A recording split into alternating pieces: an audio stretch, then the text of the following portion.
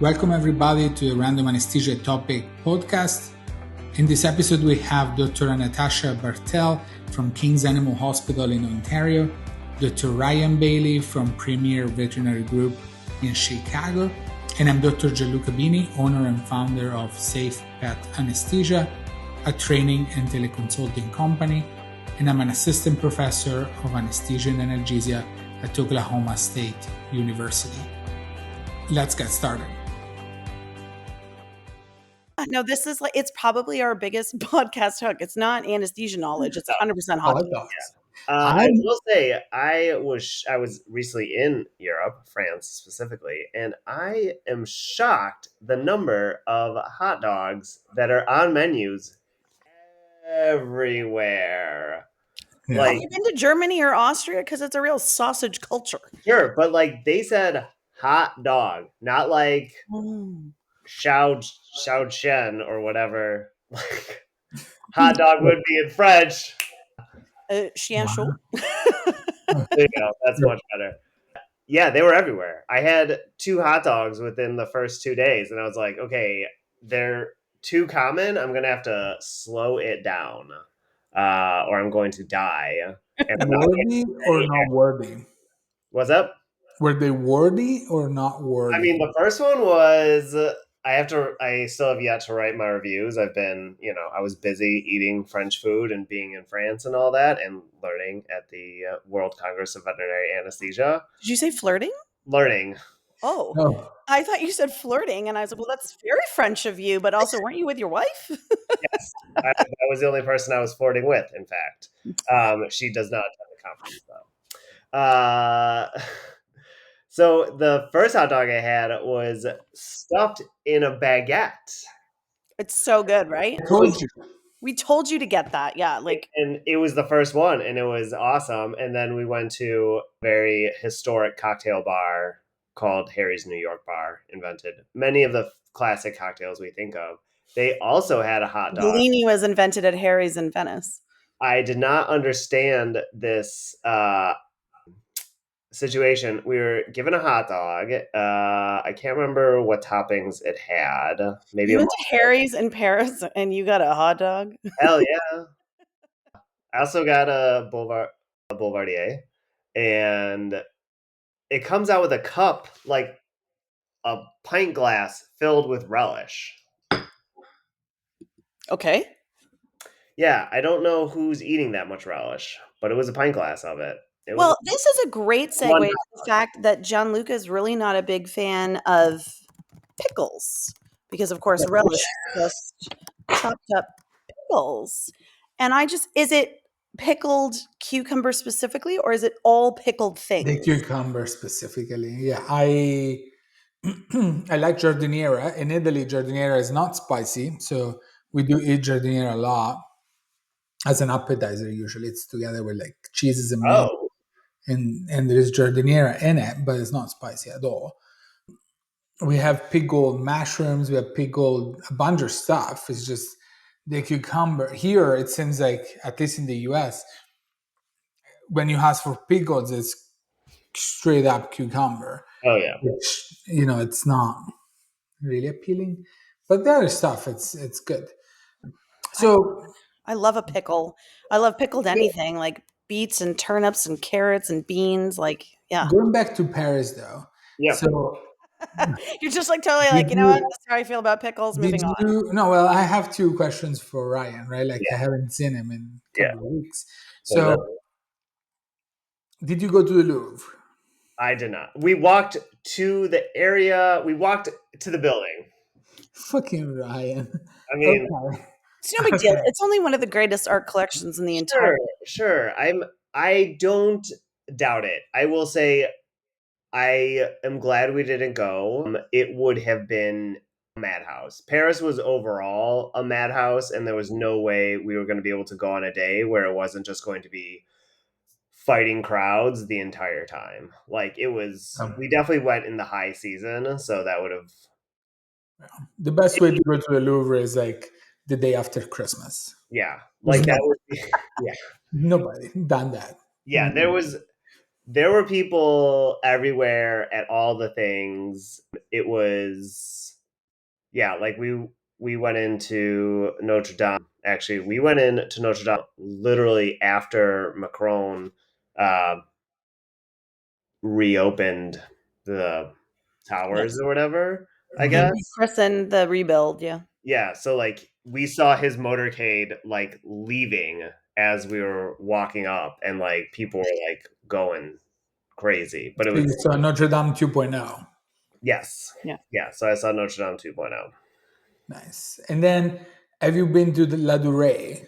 I did not go to La Durée either. You go to Paris and you don't eat fucking macarons. I did eat macarons. I will also say macarons are not really my jam. I appreciate them as like a item, but like they are not a I'm not ever seeking out a macaron. They look absolutely gorgeous, I'm not going to lie, but I'm just like, yeah, I don't I like there are many other desserts I'd rather eat for sure. That's my problem with them. That's my problem with them. Okay. Okay. But I did not go. I'm sorry. We did have some really good macarons while we were in Strasbourg though, and we had a bunch of different flavors and they were all really solid. First off, who the fuck goes to Strasbourg? We needed a day trip from Paris and that's what worked out for the train schedules. It was really nice. It was very cute. It was a cute little town It kind of and looks like a Grimm's fairy tale town. yeah, Yeah. yeah. And we saw the astrological clock, which is absolutely wild. It's crazy. It's like this clock that was invented a long time ago and it like can predict like the like religious holidays and the rotation of the earth and the axis of the moon and all, like it's all the things it does is like truly wild. So that was, Yeah. You should see the one in Prague. That one is really cool. I saw the church where it is when I was in Prague, but we didn't pay to see the clock. So wait. So every time you go to a city, you basically skip everything you should actually see or do from that city, and you do something else. I mean, I Yeah, am really there to to, eat hot dogs. Like, what's the problem? yeah, I'm there to like eat the food, drink the drinks. I have like a pretty hard limit of like one like big historic thing per day, 0.5 to 1 per day. And I'm more than happy to just like hang at like a Parisian cafe and just like drink wine or spritzes and just like watch the Parisian life and just watch what they're doing and just like Sure. What are you, that's why 85? what? What are you, 85? I mean, that's why Venice was my favorite place to go. We went to the same Cicchetti spot every single day. It was this one guy, and he was German, apparently. We found out because we went every day and we'd like talk to him in like the little bit of language we could share. And we ate the same Cicchetti and we drank the same spritzes and the same red wine. And it was just like the greatest. It's the, Magic. I yeah. just booked Venice for February actually because I've always when I was recently getting through my near death medical scare, I just started booking all my bucket list trips because I was like, you just never know. What You if never I know when you're actually going to get die? taken out by Giardia. And so I booked the Carnival. Well, I'll show you where the little Always Cicchetti wanted to spot go we to went I've to. always wanted to go to the Carnival, and I was like, well, if I survive Giardia, I'm gonna have to go. Fair. I'll show you the Cicchetti spot we went to, Artel, and you can just post up there all the time. No All problem. right. Ventilation. Ventilation. Anyway, ventilation. All Now that right. you vented about Paris, Yes. Ooh, okay. I wanna. So I did have a couple. There were obviously topics we didn't get to. So we'll start with the kind of ventilation adjacent a little bit, but still ventilation for sure. How do you feel, and what do you do, and are you routinely looking at systolic pulse, systolic pressure variation, plethysmographic variability index, pulse pressure variability, and then like are you routinely looking that on cases you have on the ventilator, and then how do you like adjust or approach that, and then how do you take into account the variance in tidal volume that you're probably working with relative to what's actually described. What is this? What is this? Like an exam essay question? what the fuck? Did ChatGPT I give almost you started this? taking notes. Like I was like, I'm not going to remember all this, right? Yeah. Like, I mean, I think it's a big topic. Like, I think it's a important thing. Like, we aren't ever really working at the described pressures where the human papers really wrote it up. So I always wonder, like, what is the merit of intervening based on that? Yeah. So you're saying that basically because we never reach high enough pressures, what we're seeing, if we do see SPV or PPV, whether we actually believe it or not?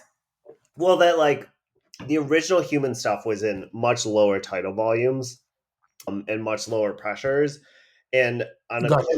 on a clinical case, we generally can't do that. We can't do the same lower pressure, lower tidal volume because our patients will be massively hypercapnic, blah blah Mm, blah. right. And so, So like, if we, but yeah, if it happens a high, so, you know, they needed that low enough, yeah, sorry, low enough pressure in order to generate that PPV or SPV.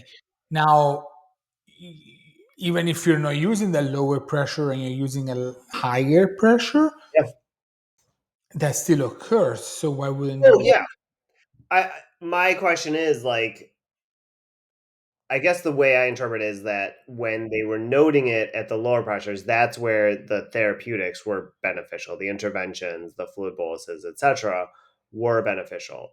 Gotcha. In a clinical case, we're already above the pressures and volumes they were working with. And we know that as you increase volume and pressure, you generally do increase the likelihood of seeing systolic and pulse pressure variability, even in healthy patients who are adequately volume loaded. Like, you pressurize a dog's lungs to 20 and you're going to drop the pulse trace no matter what, even though the dog's totally fine.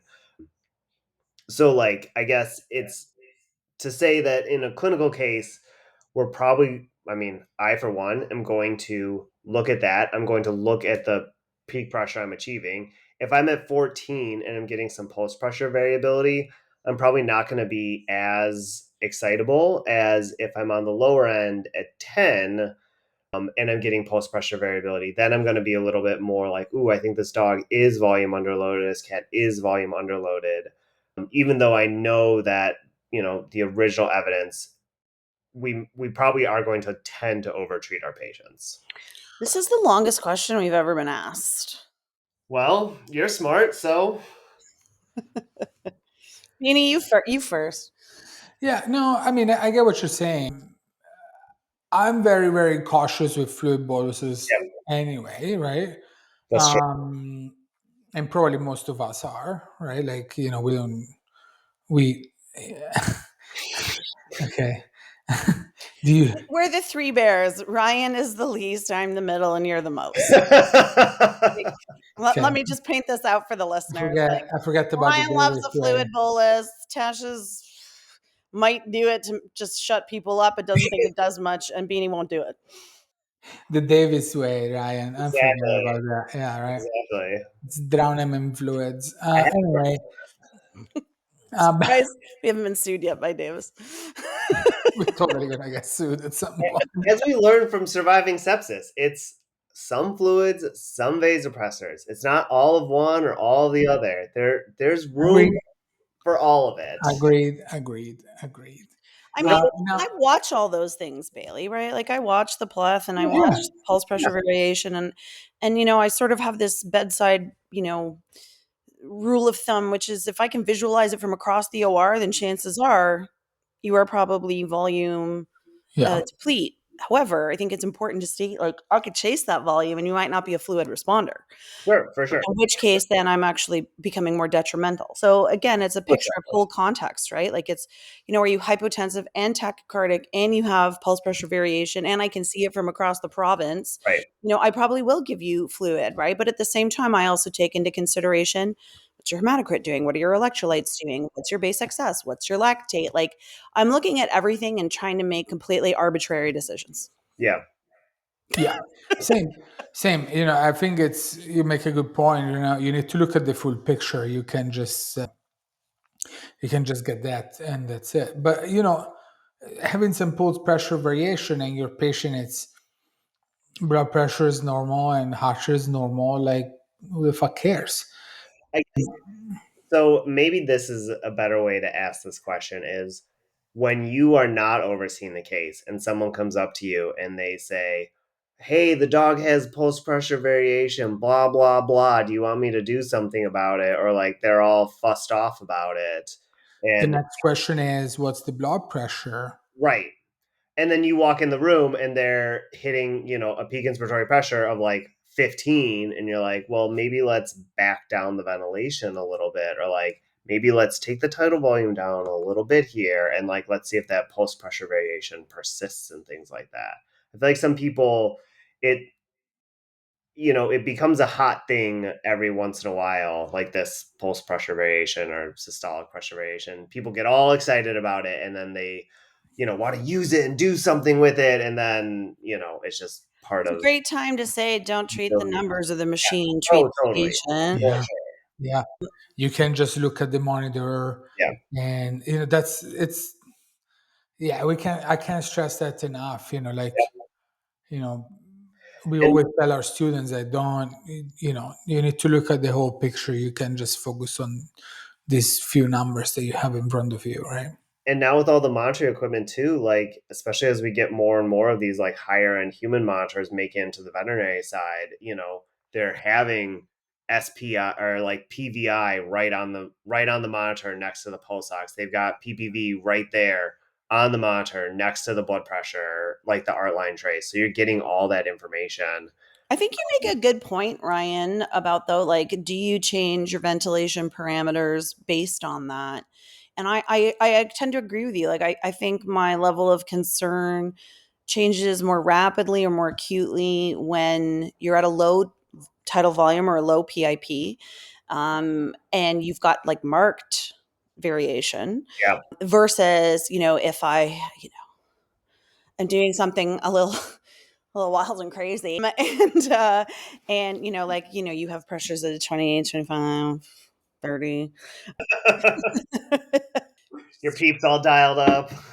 Yeah, like, yes. So I do think you make a good point. I think that, looking at the picture of the patient, are you driving a very small positive pressure into the thoracic cavity and you're having a marked variation and the patient is hypotensive and the patient maybe is tachycardic and maybe it has blanched mucous membranes from peripheral vasoconstriction because you're shunting to central compartment. I don't know. What's its temperature? And like I said, looking at the blood work, because I mean, if I have a hematocrit of 75, probably going to give a fluid bolus. If I have a hematocrit of 10, probably not going to give a fluid bolus. Yeah. So, like I said, it changes the level of like alarm or, how aggressively am I going to intervene at this point? But I think that's a very good point. Like, when are you seeing this variation on that spectrum of ventilation needs to be considered. Totally. Yeah, and that's the thing I do oftentimes is where I see it and I know we're already working at higher pressures, I'm often going to try and dial back my ventilation settings a little bit in terms of volume or pressure or both. I mean, they kind of both go in tandem, but bring those down and then see, is it still as marked as it was before, or has it kind of returned to like, and I'll be honest, it's for me, it's the eye test. It's me looking at the trace and seeing what happens to the trace. I'm not measuring Yeah, like the actual like peak variability yeah, and like integrating a function. Like, great, but I'm yeah, not doing that. But like I said, if I can see it across the OR, then I think it's probably going to be greater than 13%, and right. it's probably significant. My other like really like fast bedside thing is like if you're not doing a great job at ventilating and we do convert you to the ventilator and after two or three breaths you're acutely drop hypotensively, Oh my gosh, yeah, that makes me go, what? Oh, you probably need a little bit of volume there, or you need a little bit of vasoconstriction, right? Or a yeah, little bit of both. yeah, So, yeah, so if you acutely switch to positive pressure ventilation and you see cardiovascular collapse as a consequence, yeah. that's a great like indication for me that one, we should probably stop mechanical ventilation while we two sort out cardiovascular stability. So, Right. I mean, so and then getting to your point, right? So I rarely have to ventilate to the high pressure, Oh yeah, right? Like 15. it's rare, right? Like usually, unless there is, if you have like a pneumothorax or if you have chylothorax or anything that's like occupying space in there, sure. But even in older patients, like you rarely hit 15, right? Like, Don't forget I do horses, so that comes into my sure, conversation. sure, of course, a large animal, different Yeah, yeah, yeah. beast, literally. Um, Uh, We are such dorks. gosh. Ew. um, so okay, so yeah, you would back down your ventilation, of course, and then you go up in your respirator, right? Right. And so, and now I have a question for you. So, Oh, at what point do you think that increasing the respirate becomes inefficient? I mean, the Because over a certain number of breaths per minute, it becomes inefficient, right? Like it becomes too short. oh yeah. I mean, for me, well, Do I you guess have a number? generally, yeah, and I think it probably varies ventilator to ventilator. So like on the Hallowells, like the Hallowells that everyone has, I don't know. I think it's 20 to 25. Like I don't think you are. I mean, it to me, it's also the closer you get to 1 to 1, i.e., ratio. So Hmm. the closer you are 1 to 1, I find in the veterinary species, you're not giving enough times to fill the lungs, and you're not getting good sampling of your alveoli and good, you know, accurate representation of CO2, and then you're making bad decisions and you're chasing your tail. It's a whole thing. But I find the Hallowell for me, it's like 20 to 25 is where it gets real cagey. One of my mentors said above 16 in dogs. Interesting. I couldn't find a reference for it anywhere. Yeah. But a lot of this stuff, there is no reference, right? Like this is stuff that's been passed down, Yeah. And I so I always don't think it's know. like 30 because at 30 you're about 1 to 1 IE ratio. Because 30 breaths per minute, you have to spend one time inhaling and one time exhaling. Right. So the closer you get But there, 15, it's 1 to 2. yeah, yeah. So 16, Maybe kind that's of why. there. Maybe that was the It's rationale. kind of there. Yeah.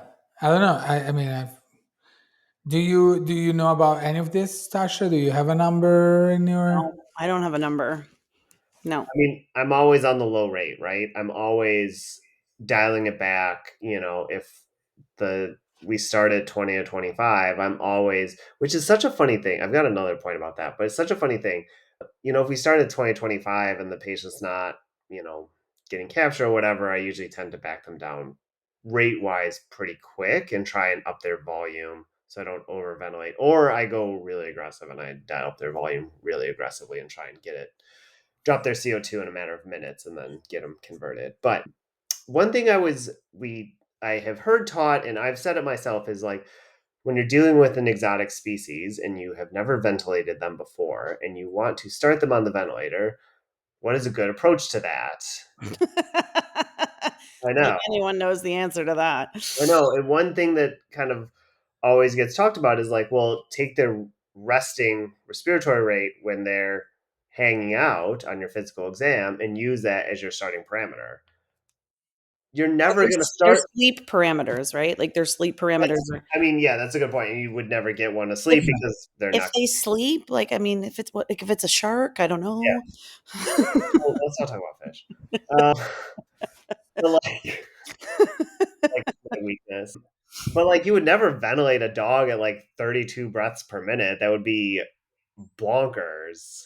The ventilator would probably just like jump No, up. and I think you would kill a reptile doing that. Like I just I'm, like yeah, I mean I don't have a great answer for this. All I can do is conjecture based on like my loosey goosey physiology for the exotic groupings or the geni. But yeah, I mean, I think it's better to start more conservatively and then respond accordingly. But I mean, I have no idea. I mean, Any, anyway, that was yeah. half of them, like some of them don't have diaphragms and some of them have half a diaphragm. And I'm like, I don't know. It's, and they, Sure. they oxygenate at expiration and inspiration, or they have hypoxic drives. And it's just like, I don't really think that there's probably more than a handful of people in the world who really know what they're doing in this space. That's true. That's very That's true. true. Like maybe So, Nigel Talkett, but like other than that, it's pretty much guesswork. Like I once had to ventilate a budgie, and that was wild. Couldn't you just like flap their? My tiny little bellas and my tiny little circle circuit. It was quite cute, actually. I felt like I was so Barbie anesthesia, but yeah, I mean that was like beep beep beep beep, like it was fast respirate, but I bet. okay. So I have another question for you. This is probably a little bit more advanced, but so really, and then making up exotics. You think we can handle it? I don't know. But so let's say you have a patient with pulmonary hypertension, right? Yes. What are your okay? Don't get too excited, guys. To find Pulmonary hypertension is not my favorite thing to it's anesthetize. nobody's favorite thing to Oh, good. anesthetize. I thought it was just the cheese stands alone, but I'm glad everyone else hates it too. So No, that's nobody likes it, and those Yeah. are usually the patients that do die, Yeah. right? So, what are your goals? What do you do? Drop their CO2. Okay, Oxygenate them but how do you do that? Like, do you carefully. because I should have this conversation with Like, my dad. Like it's super annoying. okay. So, but how do you do it? Like, do you have a specific ventilation modality that you prefer? Do you target like high rest rate, low volume? What do you do, Ryan? Yeah, I Ryan. What do you yeah, do? Yeah, yeah, what do right. you do? Yeah. Let's go, hot dog guy. I feel that, and some people back me up on some other people I've discussed pulmonary hypertension with, because when you look up veterinary pulmonary hypertension, it's like big old goose egg for the amount of literature we have on management of anesthetized patients with pulmonary hypertension. I think I have like maybe 3 overviews in my cache. Yeah. Yeah, it's just not a topic we write about a lot. And I think it's in part because a lot of our patients have pH and like they do fine, and I don't know why. And then you have that one that like you anesthetize and immediately becomes cyanotic and dies. And you're just like, Maybe uh we should ask cardiology how to do the anesthesia. it happened to me, and I had to get a bucket of water and stick the hose in there to create PEEP because I didn't have a PEEP valve where I was working at the time, and I saved that dog's life. Thanks, Dr. Brosnan, for teaching me how to make a PEEP valve with a bucket and water, because that's what it is. Yeah, it was kind of crazy. I mean, So my goal with marked pulmonary, like you said, I think most of them, like mild or undetected or whatever, are probably going to rock it quite well. But yeah, I try to be very simple yeah, when I do these cases and not make my life harder by trying to be cool or fancy or rebellious. And, in my head, the golden rule is don't let the PVR increase anymore and don't let the SVR drop anymore. And then my differentials for those are the usual things that kill you under anesthesia anyway, right? Like hypercapnia, yep. acidemia, hypoxemia, right? So, I'm trying to use pretty Do straightforward you stuff. do you send your patients home with sildenafil? If Um, you have an echo that tells you, hey, there is pH, severe, moderate to severe. What would you do? Do you suggest a few days of sildenafil beforehand? yeah, usually if I can get it on board beforehand, Yeah. I will actually. Do I send them home per se, like assuming that they live? I can't really think of an instance where I specifically have done that. Yeah. Okay. I guess so. To your ventilation question, I think this is a case where the little bit fancier modes are really going to help you. So I feel like this is a patient where if they come in, they have pH, we get them anesthetized, either their CO2 is really high or they're hypoxemic at induction, but they still have a respiratory drive. This is one where I would probably try like a PSV to start. because you're gonna follow the patient's pattern, and so you're gonna synchronize a little bit more nicely. That would be what I would personally try in these guys to, like, if for instance I was had the nice ventilator I do now and I had PSV on it and I was anesthetizing this dog that became cyanotic immediately after induction, even though I used like a fairly reasonable induction plan and I couldn't get him out of cyanosis without super aggressive ventilation strategies.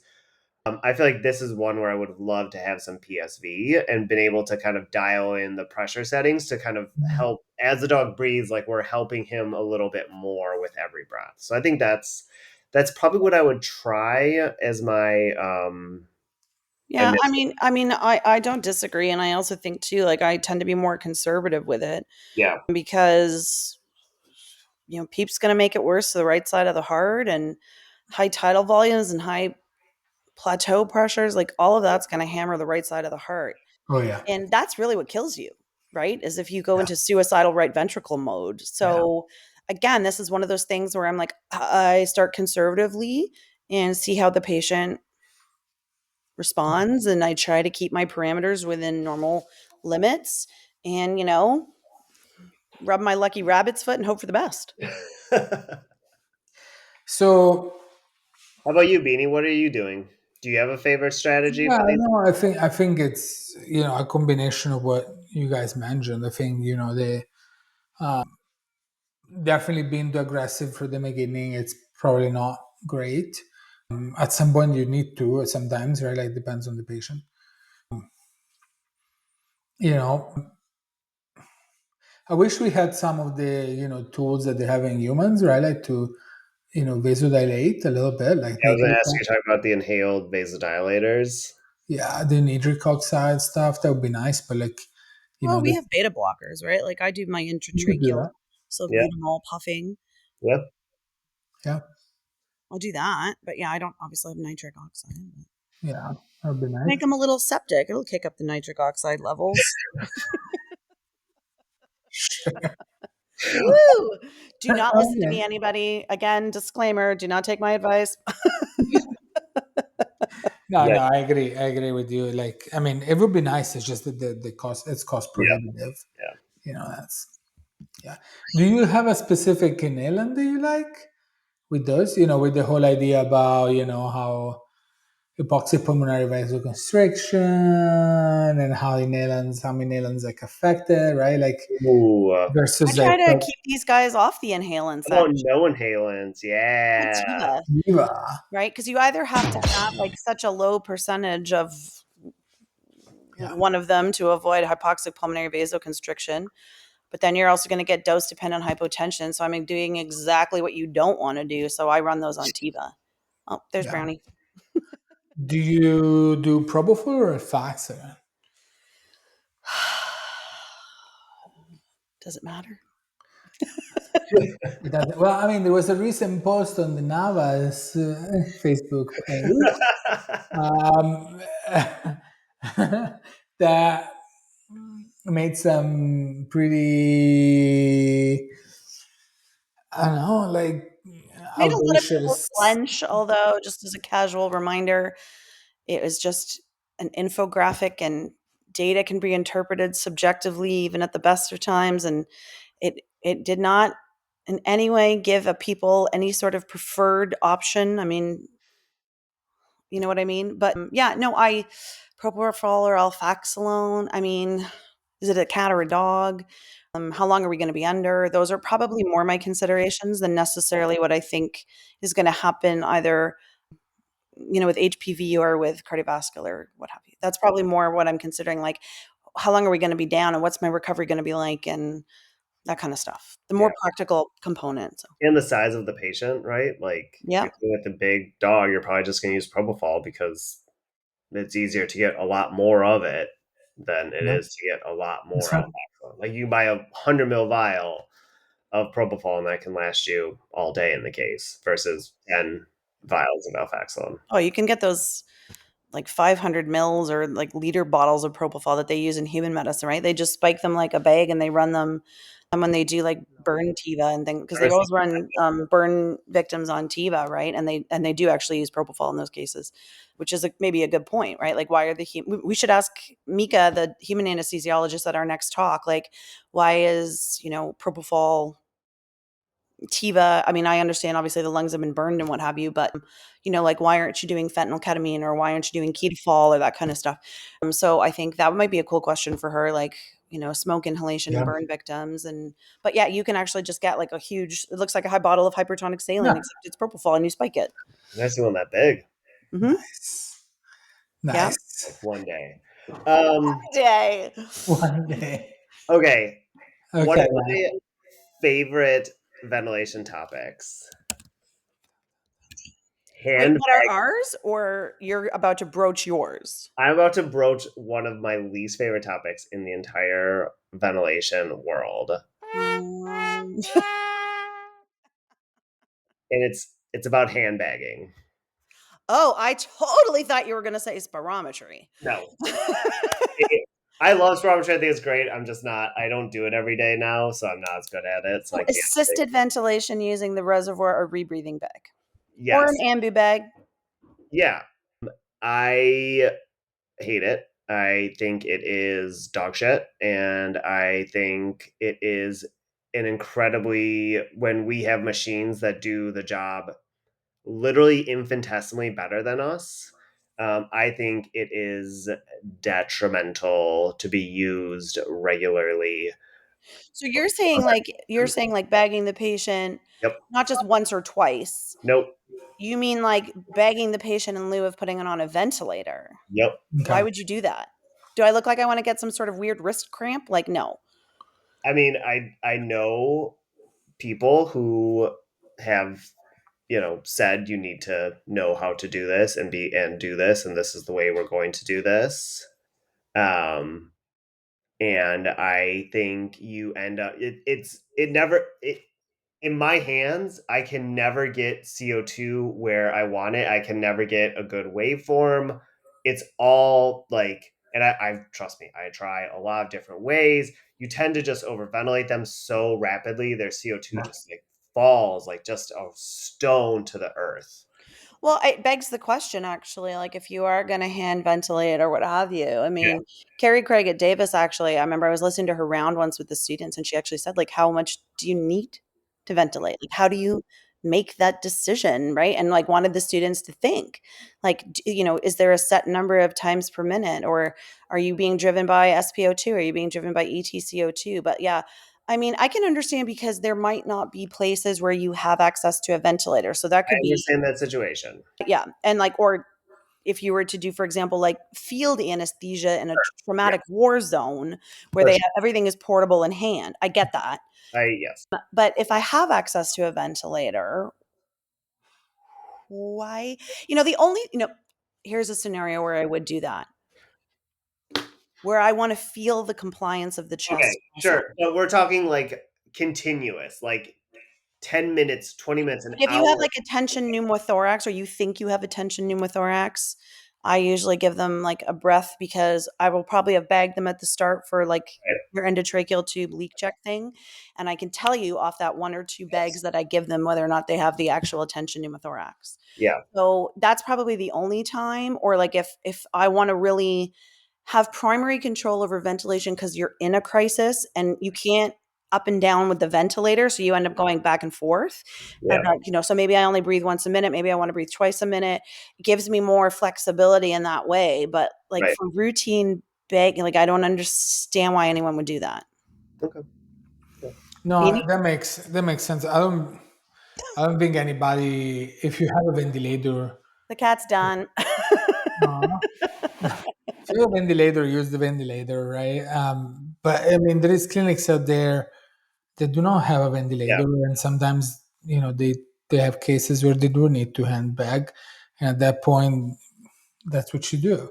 But if you do have a ventilator, probably you should ventilate with it. I feel like I come from the like you have that patient, the ones I experience it with a lot, other than where like it's a teaching thing, like, oh, if you've got a ventilator, like you've always got a ventilator with you, and they like hold their hands up. It's like, yeah, I get it, but like it sucks, and it's like the worst one. Like it's worse than a Hallowell, which is saying a lot.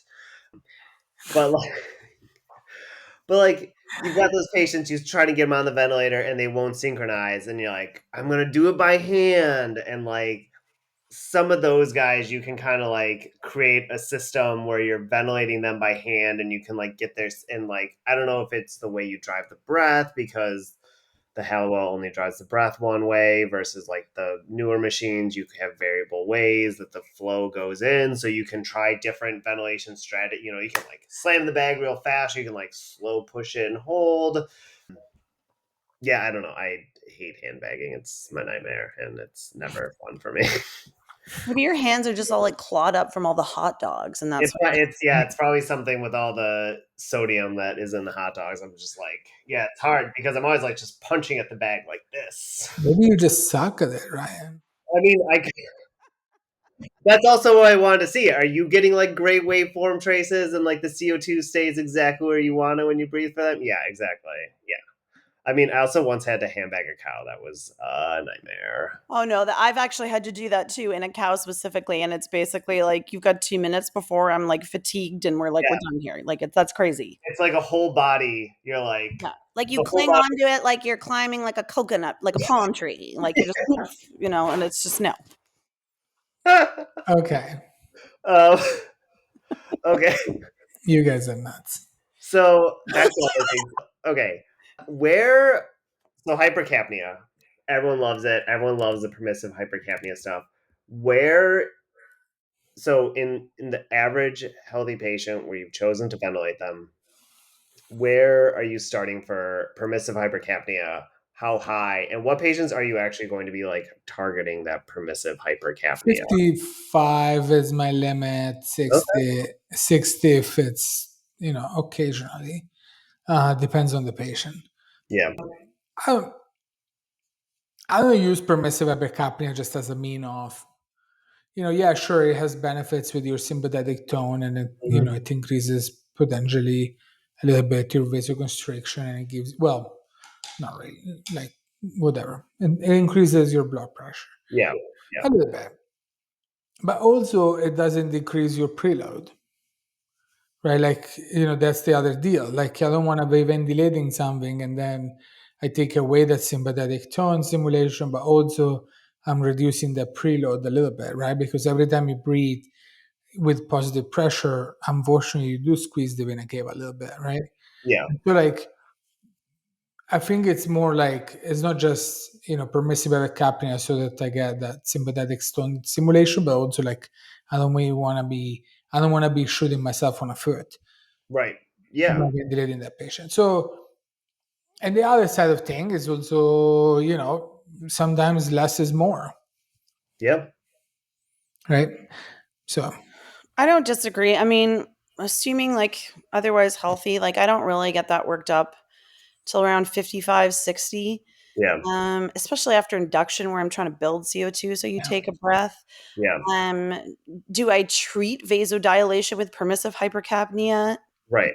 No. Yeah. no, But I really don't start getting my knickers in a twist until I think you're going to start to drive pH down and affect myocardial contraction, which is somewhere in the 60s. Like I Mhm. don't have an absolute cutoff per se, but if I have a blood gas to hand and I'm like, oh, you're 7.2, and Yeah. then I'm going to be like, all right, like we should probably do something. But yeah, it's hard. It's not hard and fast, but like once you start Oh, sitting in the 60s on PaCO2, I'm probably going to faff abound with a couple things. yeah. all right. So speaking of increasing CO2, what is your kind of average strategy to wean your patients off the vent? Turn it off.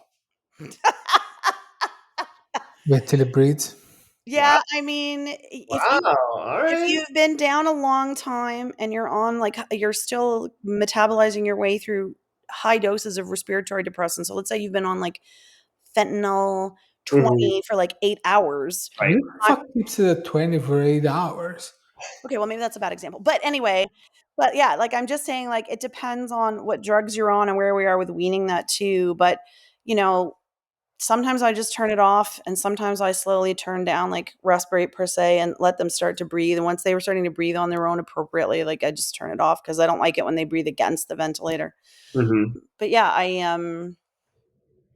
and sometimes you have those patients where you're just like, I mean, I had a patient just actually yesterday, Sunday, like healthy dog, foreign body, had it on sevoflurane.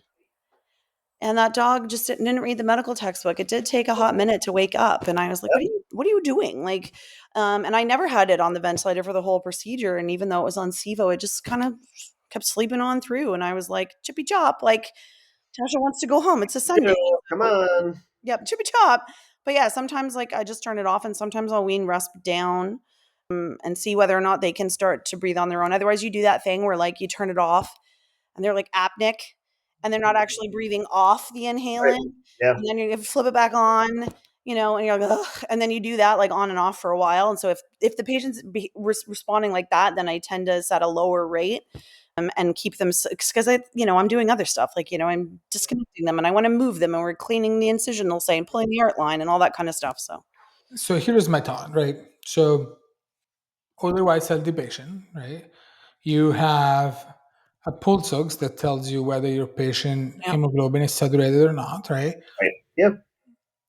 We do know that the respiratory drive, the main drive is CO2, right? Like there is other things as well, when you become severely hypoxic, blah, blah, Right. blah, that, affects it too. But the main thing is CO2.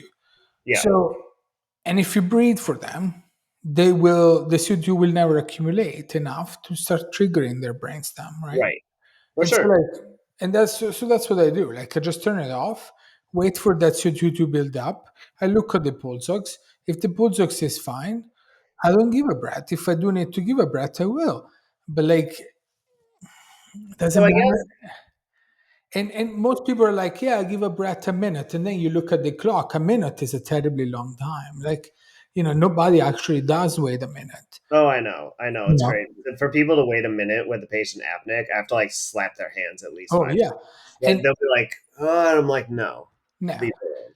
the only exception I have is patients with potential intracranial disease. And those I do go in CMV. I use CMV in those patients. And actually, the practices they use our services when, and they do brain patients at times. I'm like, you need to have a machine with CMV Right. because that's, to me, one of the best ways to wean them off, Hmm. right? Everything else, it doesn't matter. And Yeah. the only reason why it matters in those intracranial patients is because, if you have too high of a rise in CO2, that's going to vasodilate their brain Yeah. capillaries and increase intracranial pressure and kill them. And Yeah. I've seen most of the patients that I've seen dying with intracranial disease are always in recovery. Oh, for Always. sure. 100%. Yeah. So that's, I guess, that's part of what I was getting at. It's interesting that you're both in the cold turkey strategy versus the like, I tend to go for the no more inhalant, continue ventilation, drive out all the CO2, drive out all the inhalant as fast as I possibly can, and then try and cold turkey them there. I don't have a good way to describe it other than I call it the fast way. And that's what I use for most of my patients, as long as I'm not doing, if they're not being transported from one place to another, like we're just done with the case, I usually just crack off the inhalant, let the ventilator keep firing, get that ISO down as low as I can possibly go. Usually zero point 0.3 is the magic number. And then I'll, turn the ventilator off and see if the patient has decided to breathe, or if they've hopefully like bucked the vent one time during that cycle, I've usually turned it off by then, which I guess is like, is that good or bad? I don't know. Bucking the vent, they do it all the time. When you at least get them started, you have to fight them a little bit. So it's not the end of the world, but like, yeah, there is that one drawback to that. And then the other question I had is, when are you weaning your patients? Like, where are those specific patients? So intracranial pressure patients, I totally agree. I'm going to wean them because like that's where the disaster happens is you let their CO2 spike up and their brain herniates because of the dilation. I also like to, I don't know if it's like weaning per se, but I do like to do a little double check in any of the like cervical lesion patients just to make sure that they're able to maintain a semi normal CO2 before we go to wake them up. Not like it's not like I wean them so much as like I make sure that when they do breathe that it's like a normal breath on the waveform and that the CO2 fits with like a normal size breath for that patient. And then the patients where I've used paralytics, I like to obviously make sure the patients are breathing. Um, where they're, again, they're not being weaned per se. I don't know where I think the only real weaning cases are those ICP cases, like you said. But those are the only ones I could think of where I'm going to like specifically target a different way to get them out off the ventilator. Yeah. Yeah. And I tend to reverse some of those patients too. Like, the intracranial patients, I try to like, I'm more proactive and do, reversing opioids, reverse like, or at least trying to minimize the respiratory side effects from them, right? Hmm. Hmm. Um, I have this feeling that inhalant, at the doses we give, Yes. unless you overdose them, they're not super respiratory depressant or compared to the rest of the drugs we have, right? Okay. Like I think that opioids do a way worse job at it. I think, of course, propofol, rifaximin, they do a way worse job at it. Yeah. Yeah. I don't know. I don't think they're the worst drugs that we have out there for respiratory depression. I think they're that's why they called Turkey probably from me and Tasha. That's where that comes from. Like I don't think that the Netherlands that's the huge role there. Yeah. Makes sense. Yeah. I just kind of wanted to know. How about you, Bartel? When are you weaning your patients? When I remember, um, yeah, I don't run a lot of primary cases, right? So, Sure, and sure, and sure. if I do have like multiple cases down, like I can't always be there at the moment where I think like, closure is complete or whatever, and it's a lot of texting back and forth or walkie-talkies but when am I weaning? Probably when I start turning down my CRIs, I start to wean everything collectively. So I step down everything to try Mm, and expedite interesting. recovery. Yeah, I'm pretty impatient actually about recovery because I got to get the horses up. I got to get these subject patients like stabilizing, and also I got to turn over to the other case. So, like, I got a 20-minute cutoff for anesthesia recovery before I'm start to get like singing my Ethel Merman Broadway voice and reverse drugs. So, yeah, I don't have a particular cutoff, but as soon as I start stepping everything else down, I'm going to step the ventilation down with it too. Obviously, unless they have some sort of other type of physiological compromise, but. Yeah. All right. Yeah. We also have How that about? thing too where it's like there's so much like kerfuffle afterwards. Like, we need Oh yeah. post-op rods. Like, can you put an NG tube in? And does anyone want to do UCAT? So and you're just like, how much longer is this? It's gonna go on. Yeah. So that's also a factor sometimes. So because sometimes I'm like wrapping it up, and then they're like, oh, actually, you know what? Let's go back to CT. And you're like, "Ugh." Right. So anyway, that also happens very frequently. So, in regards to those ICP cases, what is your ventilation strategy and approach? Are you like right off the bat by the book? 28 to 35 and I tend to directed. stay at the lower end of the end tidal CO2 range. I know that there's really not a lot of evidence about prophylactic hypocapnia in terms of preventing herniation. It really is more of a reaction to a herniation event per se. But my theory is that it's easier for me to jump you from 30 down to 20 than it is for me to jump you from 55 to 20. So I err on the side of the low end of the end tidal CO2 for mechanical ventilation, so that if I do have to intervene, I can do it more quickly and without making like wildly aberrant changes in pH, which I also don't think helps the cerebrum. So yeah, so my strategy is I do tend to ventilate them from the get go. Um, and I do tend to want to drive their PaCO2 to that lower end because, like I said, I could sit you at 20 the whole time. it's actually not that great for your brain because around 18 you start to hit cerebral ischemia. Right, So right. the goal is to optimize cerebral perfusion, and if they have an adverse reaction, then to intervene. But like I said, yeah, I drive at the lower end so that my intervention is easier to achieve.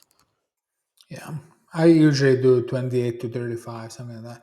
Depends where you read for cerebral ischemia. Some places say even 24. So, Yeah. Yep.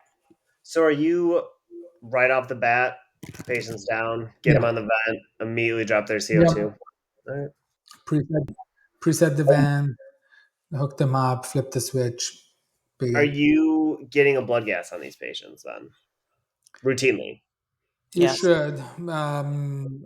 The answer is no, though. Like practically Just no. Bartel mentioned it, and I just wanted to ask about it because it is, there are obviously patients out there where the gradient is greater than 5, and so that Yep. does, I just wondered what your Although there is evidence where if you start ventilation from the get go, right. you can minimize that gap. That's true. Yeah, and I mean, all my MRIs have an art line anyway because I don't have very useful oscillometric in the MRI. So if I have the art line and I think that you're going to be physiologically Yes. aberrant, I do take my blood gas sample as my baseline Yep. and see what's up. Yeah. Because especially if they do have like high intracranial pressure and then they're in that like Cushing's triad. Actually, the first change is the change in breathing, and most people don't pick up on that clinically. And so Yeah. I anticipate that you're likely going to have weird PaO2 and PaCO2, and I want to know what's up before I start doing crazy ventilation things. Makes sense. Yeah, makes sense. All right. Thank you, everyone, for listening. Remember, you can also watch the podcast on YouTube or Apple Podcasts. I'll see you, Tasha and Ryan, next time.